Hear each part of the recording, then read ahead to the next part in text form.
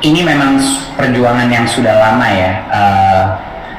1 tahun yang lalu, mungkin lebih dari 1 tahun yang lalu, kami memutuskan bahwa isu guru honorer ini yang sudah berpuluh-puluh tahun menjadi suatu masalah tanpa ada solusi yang komprehensif, ya, solusi yang bisa benar-benar adil dan seimbang.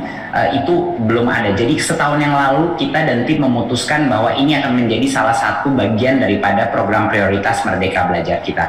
Karena kalau para guru-guru honorer tersebut yang terbaik dan yang paling layak tidak mendapatkan kesejahteraan yang baik, tidak bisa, dia harus memikirkan isi perut mereka dan keluarga mereka daripada memikirkan mengenai pendidikan murid-murid mereka, yang nggak mungkin kita akan punya sistem perbaikan pendidikan yang terakselerasi. Jadi ini adalah suatu hal yang memang kita harus menemukan di satu sisi bagaimana bagi yang layak menerima kesejahteraan yang baik, tetapi juga memastikan bahwa kualitas guru dan murid-murid menerima pendidikan dari guru-guru yang memang punya kompetensi yang baik. Jadi kita harus menyeimbangkan dua aspek ini. Akhirnya setelah 20 tahun kita berjuang selama setahun terakhir ini mengenai program P3K, dan akhirnya tertemulah suatu solusi di mana kita bisa memperbesar formasi yang ada, tapi dengan tes seleksi di mana ada ujian minimum kompetensi guru yang akan juga melindungi murid-murid kita untuk memastikan hanya guru-guru honorer yang bisa lolos dari seleksi ini yang akan dijadikan P3K. Setiap kali saya kunker itu, saya memastikan bahwa saya berinteraksi dengan para guru honorer selalu. Dengan adanya saya langsung datang ke lapangan dan mengalami hidup mereka di lokasi, itu menciptakan suatu perspektif baru bahwa ada guru-guru terhebat dengan pengabdian dan dedikasi yang luar biasa yang gajinya masih 300.000, 500.000, dan dari situlah itu yang menjadi semangat kita untuk bilang stop, ini adalah ketidakadilan. Kita harus memberikan bagi yang layak, bagi yang berhasil menunjukkan kompetensinya, suatu nafkah yang jauh lebih layak, yang jauh lebih adil.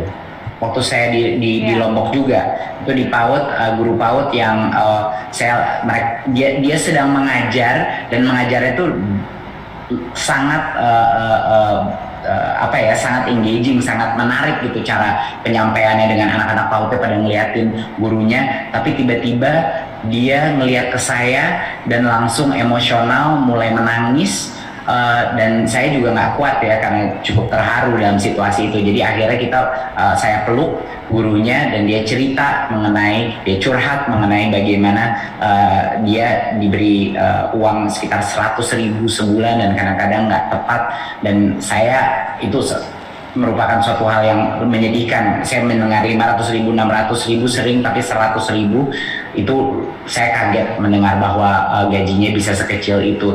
Ya seperti guru-guru itu bekerja hanya untuk anak-anak, bukan untuk pendapatan berarti kalau sekecil itu. Jadi itu yang saya langsung bilang kepada Pemda, tolong formasi-formasi yang ada buat guru PAUD pun, buat guru-guru tolong dilengkapi, karena dari formasi yang kita berikan sebenarnya kapasitas Pemda itu hanya sekitar memberikan kami sekitar 50% dari yang diminta. Jadi itu harapan kita bahwa semua Pemda di seluruh Indonesia tolong perhatikan guru honorer dan masukkan di ronde untuk tahun depan formasi yang cukup untuk mereka, karena ini semua akan ditanggung oleh pemerintah pusat. Saya selalu komunikasi sama semua kepala daerah, tolong ajukan formasi karena dananya akan ditanggung oleh pemerintah pusat. Mungkin saya mau kasih beberapa pesan ya. Saya ingin pertama bagi yang lolos seleksi dan dapat formasi, saya ingin ucapkan selamat, sebesar-besarnya selamat, sudah bisa menjadi P3K. Semoga Anda bisa selalu mendukung program Merdeka Belajar, dan sehingga gabunglah kami untuk menjadikan gerakan Merdeka Belajar. Yang penting itu bukan kebijakannya, yang penting gerakan Merdeka Belajar ini ada. Dan sekarang Anda udah lolos seleksi, sudah bisa membantu, tolong bantu juga teman-teman guru honorer yang belum lolos seleksi. Bagi yang sudah mendapatkan kesempatan untuk menjadi P3K, tolong bantu mereka agar mereka juga bisa punya kesempatan untuk lolos tes seleksi tersebut.